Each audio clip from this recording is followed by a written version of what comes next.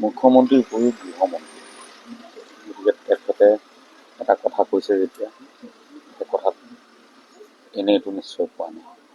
আৰু দ্বিতীয় কথাটো হ'ল এটা এনকুৱাৰী চলি আছে, চলি থকাৰ মাজত এই তথ্য দিছে, এইটো যথেষ্ট মইতো লিখিছোঁৱে আজি যে এই শতিকাটো সকলোতকৈ দুখ লগা খবৰ, আজি যিটো খবৰ আহিছে।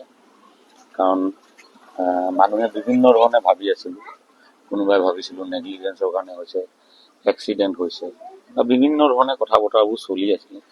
তাৰ মাজত মাননীয় মুখ্যমন্ত্ৰী ডাঙৰীয়াই যেতিয়া কথা এষাৰ কৈ দিছে, সি গোটেই প্ৰক্ৰিয়াটোক এটা দিশ দিছে আজিৰ পৰা।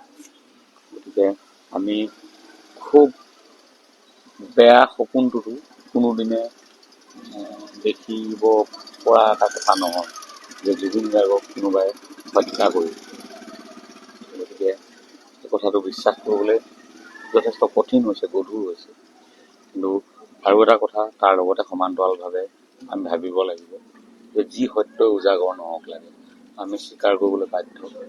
গতিকে আমাৰ এটাই কথা যে জুবিন গাৰ্গে ন্যায় পাব লাগিব।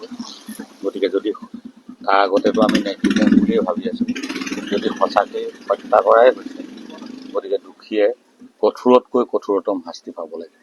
এয়াই আমাৰ দাবী।